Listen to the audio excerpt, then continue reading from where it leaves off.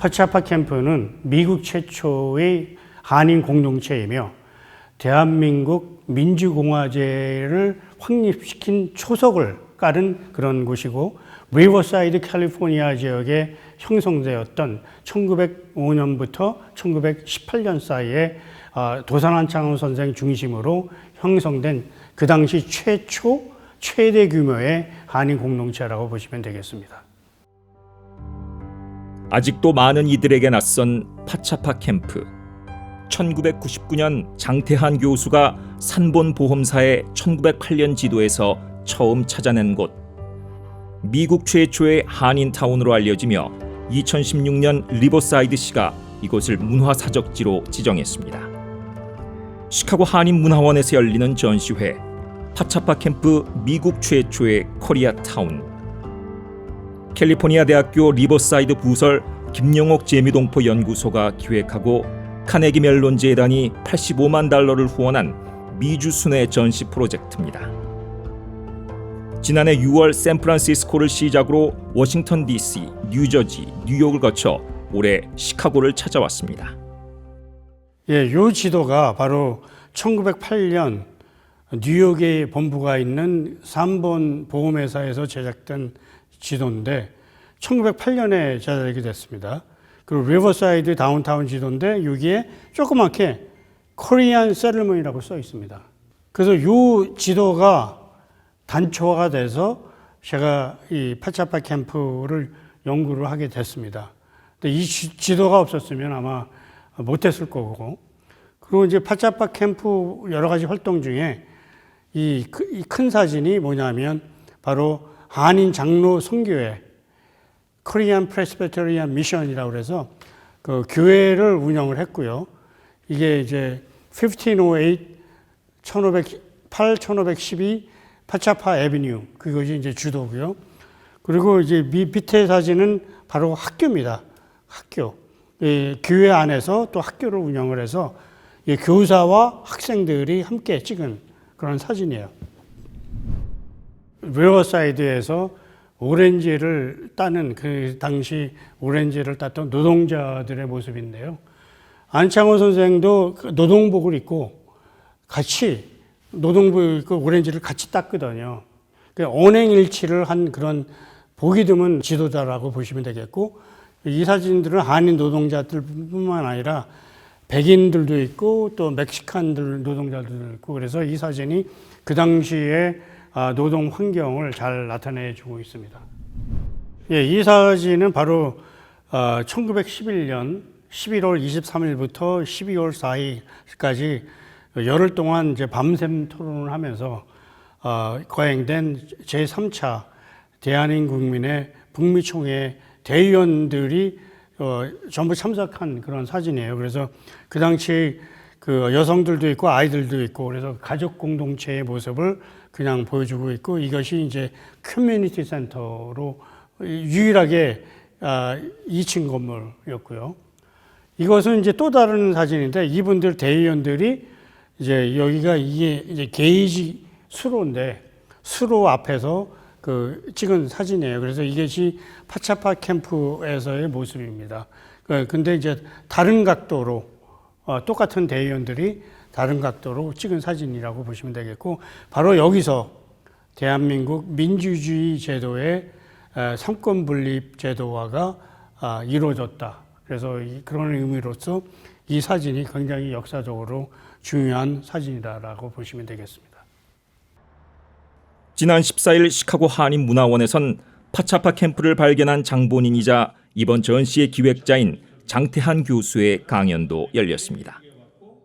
앞서 뉴스 매거진은 장 교수를 만나 파차파 캠프의 조성 계기와 역사, 생활상, 도산 안창호에 대해 들었습니다. 장 교수의 설명을 토픽별로 엮었습니다.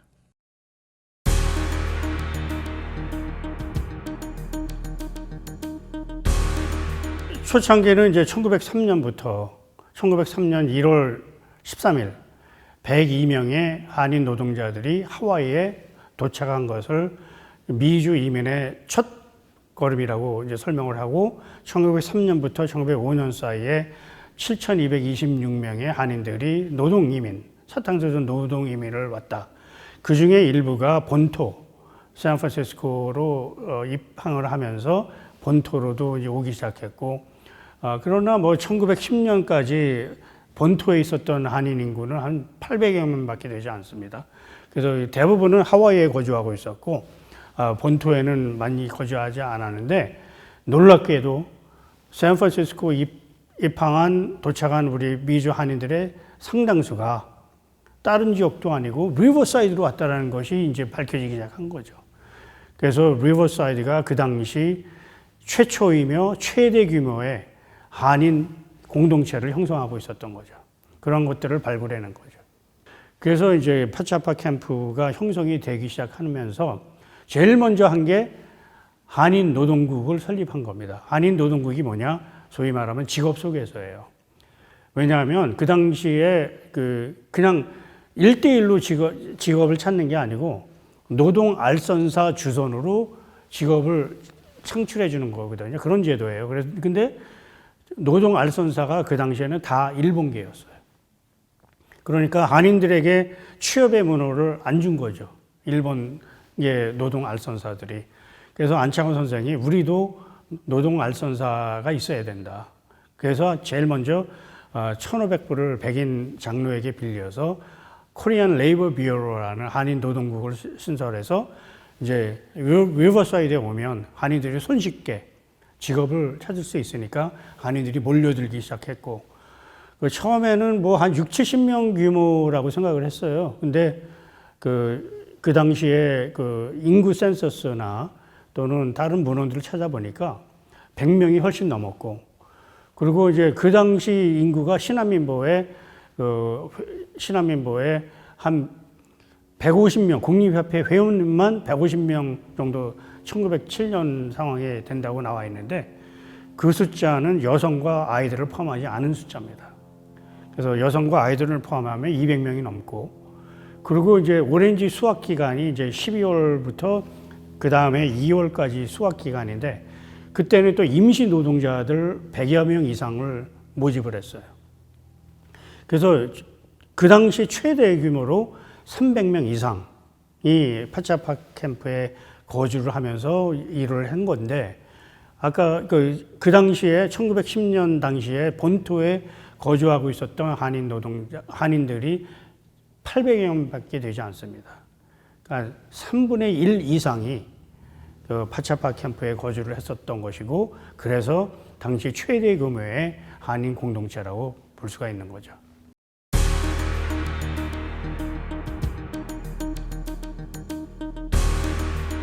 인디안 지명 이름이고요. 바로 파차파 캠프가 있던 곳이 파차파 애비뉴입니다. 그래서 한인들이 파차파 캠프라고 불렀고, 그리고 이제 파차파 캠프 안에서는 이제 활발한 활동들을 했습니다. 특히 이제 리버사이드 캘버리 장로교회와 소속을 같이 하면서 한인 장로 선교회를 만들어요. 교회죠, 교회. 그래서 한인들이 교회를 적극적으로 다녔고, 특히 여성들은 리버사이드 캘버리 장로교회에서 이제 영어도 배우고, 또 아이들도 적극적으로 학교를 다니고, 그리고 학교도 있었어요. 한글 학교도 있었고, 그리고 이제 토론회, 뭐 결혼식, 뭐 이런 것들도 거기서 막 행사를 하면서 정말로 하나의 한인사회 공동체가 이제 활발하게 전개되면서 파차파 캠프 자체는 판자촌입니다.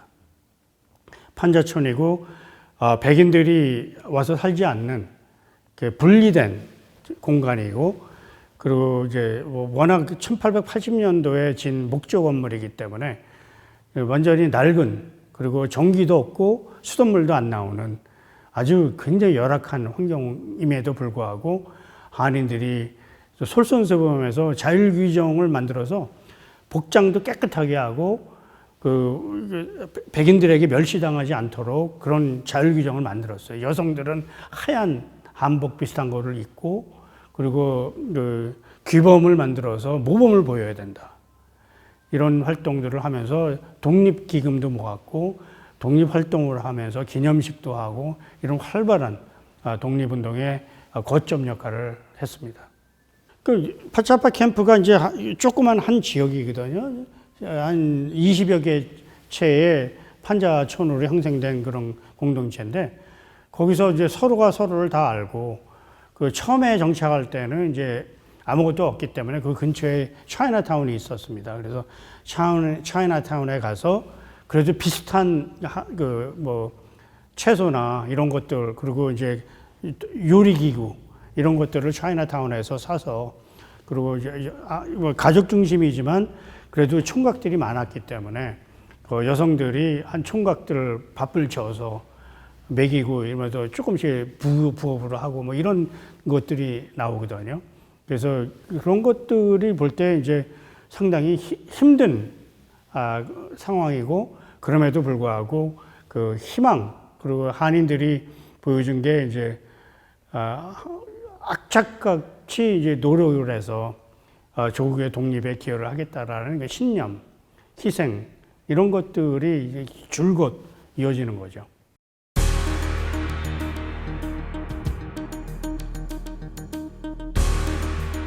그때 하와이 사탕수수 노동자로 온 사람들은 그 취업 환경이나 임금이 굉장히 열악했고 낮았습니다. 굉장히 낮았어요. 그 상대적으로 캘리포니아는 그 임금도 높고 직업 환경도 좀 더 나았습니다. 그래서 좀 더 나은 노동 환경을 찾기 위해서 하와이에서 캘리포니아로 이주를 했고요. 그 중에서 이제 19세기 말 20세기 초에 리버사이드가 미국 최대 부촌 중에 하나입니다. 그 이유는 바로 오렌지 산업이 성업을 했기 때문에 그리고 리버사이드라는 도시가 당시 그 백인 부자들의 휴양지였어요. 그러니까 요즘 말하는 팜스프링스죠. 그 당시에는 팜스프링스가 없고 리버사이드가 그 당시에 팜스프링스였습니다. 겨울 휴양지로 백인 동부에 있는 부자들이 리버사이드에 왔고 그분들이 이제 투자를 해서 오렌지 산업이 부흥을 하면서 많은 일자리가 생겼고 그래서 이제 일본계 한인들, 필리핀계 흑인들이 몰려들기 시작합니다. 그래서 이제 리버사이드시가 발전을 하면서 근데 그 당시에 아시안계는 캘리포니아에서 완전히 노골적인 인종차별을 당하는 그런 시절이었기 때문에 허드레일 또는 막노동밖에 할 수가 없었어요. 그래서 캘리포니아는 법으로 그 소위 말하는 중간 계층의 직업도 가질 수 없는 그런 노골적인 인종차별을 하던 시절입니다. 하와이에서 보통 하루 일하면 뭐 50전, 60전 받았거든요. 본토에서는 한 1불 정도 받았어요. 하루? 예. 그러니까 좀 나아진 삶이지만 그래도 굉장히 경제적으로 빈곤한 삶이죠. 그리고 이제 막노동이죠. 오렌지 따는 그런 막노동이니까. 그래서 그 한인들의 그 삶을 좀 향상시키기 위해서 안창호 선생이 이제 주식회사, 실업 주식회사도 만들어 보고 그랬는데 실패를 하고 그러는데 막노동의 아주 열악한 임금이라고 보시면 됩니다. 이제 한인들이 점점 몰려들기 시작하다가 1913년에 겨울에 그래서 대한파가 몰려오면서 오렌지 산업에 큰 타격을 입습니다. 그러니까 이제 일자리가 줄어든 거죠. 그래서 한인 노동자들도 1913년 이후부터 중가주로 많이 이주를 하기 시작합니다. 중가주가 어디냐면 특히 리들리하고 다뉴바라는 지역인데 그쪽 지역으로 많이 이주를 하면서 제2의 전성기가 리들리 다뉴바의 한인 타운이 형성되기 시작하고요.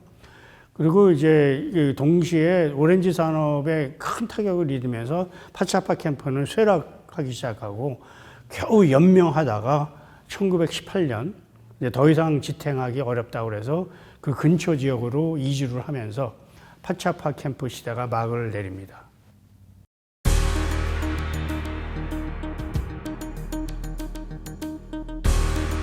파차파 캠프는 제가 연구를 시작하기 전까지는 아무도 몰랐던 그 역사에 묻혀져 있던 역사적 사실이고요. 이 연구를 시작하게 된 계기는 이제 1999년에 그 지도 한 장이 발굴이 됐습니다. 저희 유니버시티 캘리포니아 리버사이드 도서관에서 지도 한 장이 발굴이 됐는데 그 지도에 Korean Settlement이라고 적혀 있어요. 근데 그 지도는 1908년에 제작된 지도입니다. 그래서 1908년에 리버사이드에 코리안 세틀먼이 있었다라는 얘기는 제가 전혀 듣지도 못했고 어느 문헌에도 나오지 않는 얘기고, 그런데 이제 제가 1999년에는 한일 갈등 문제 또 LA 폭동 문제를 전문적으로 연구하던 시절이라 감히 연구를 못하다가 2016년부터 이거 한번 찾아봐야 되겠다.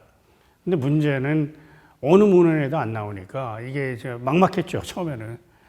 뭔가 실마리라도 있어야 되는데 지도 한 장 달랑. 그런데 마침 2017년도에 그 한국 고려대학교에서 국어국문학과 박사과정 학생 2명이 저희 연구소 인턴으로 왔습니다. 그러면서 이제 그 학생들의 전공이 옛 한국어를 현대어로 번역하는 거거든요. 근데 신한민보는 이제 대한민국민의 기관지거든요.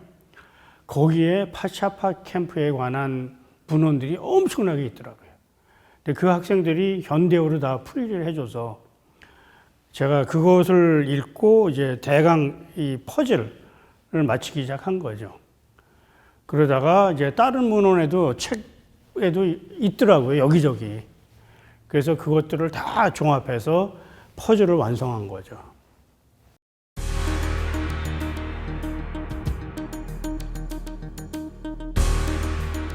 처음부터 이제 도산 안창호 선생 중심으로 파차파 캠프가 형성이 됐기 때문에 도산 안창호가 이제 지도자였고요. 안창호 선생이 이제 한국에서 다시 미국으로 왔기 때문에 이제 대한민국민회가 그동안은 사실 지도자가 없었기 때문에 활동이 부진했어요.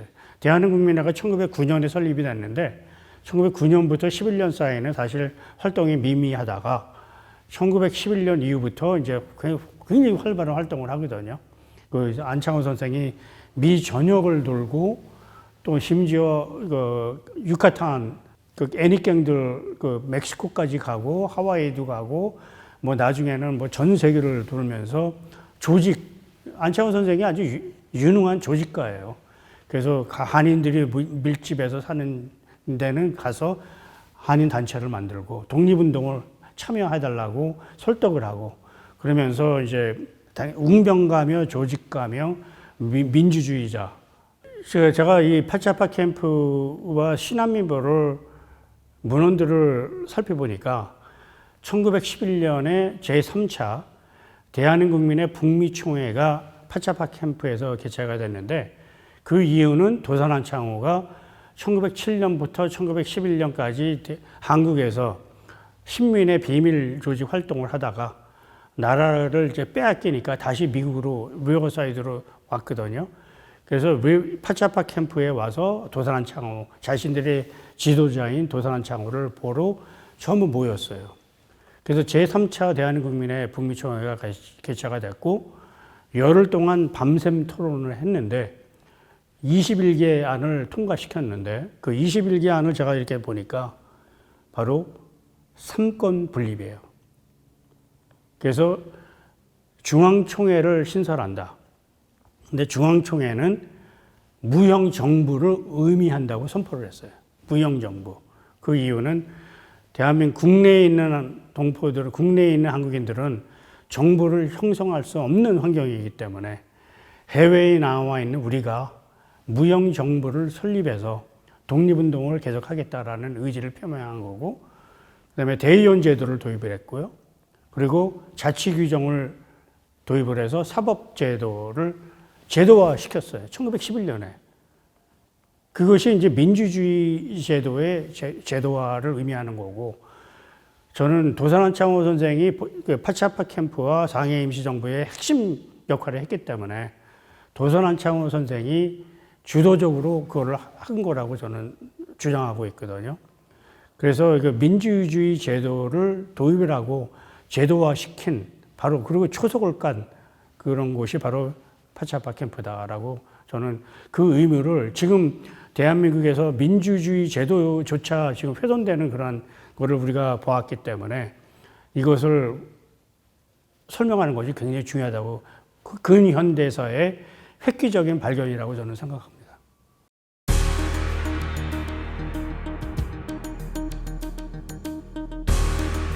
이런 전시를 하게 된 이유가 바로 제가 소수인종학에 관심을 갖고 인종 문제 연구를 집중 연구를 한 이유 중에 하나가 바로 우리 코리안 아메리칸 정체성 그리고 차세대 교육이거든요. 그런데 미국에서 태어나거나 성장하고 있는 미주 한인 차세대들이 역사를 전혀 몰라요. 특히 미주 한인사를 전혀 배우지 못하고 성장하고 있고 아마 99%가 미주 한인사를 모를 거예요. 그리고 미주 한인사를 가르칠 수 있는 교사들도 없어요. 그래서 이 전시회를 전국적으로 하면서 미주 한인 역사의 중요성을 부각시키고 미주 한인 역사 의식이 고취될 때 비로소 코리안 아메리칸 미주 한인 정체성이 생기거든요. 확고한 코리안 아메리칸 미주 한인 정체성이 확립이 돼야 공동체 의식이 생기는 겁니다. 근데 지금 문제는 우리 한인 2세, 3세들이 명문대학에 진학을 해서 변호사가 되고 뭐 의사가 되고 또는 뭐 교수가 되고 다 성공하지만 한인 사회에 참여하는 분이 몇 분이나 되세요. 공동체 의식이 없기 때문에 그렇거든요. 공동체 의식이 왜 없냐? 자기가 스스로 미주 한인, 코리안 아메리칸이라는 자아의식이 약하기 때문에 그래요. 그래서 이러한 역사의식 고취를 위해서 전국 투어를 기획하게 됐고 이런 언론사와의 인터뷰나 대담을 좌담을 통해서 이런 것을 알리고 홍보하고 자각하게 하는 것이 그 주요 목적 중에 하나라고 보시면 되겠습니다.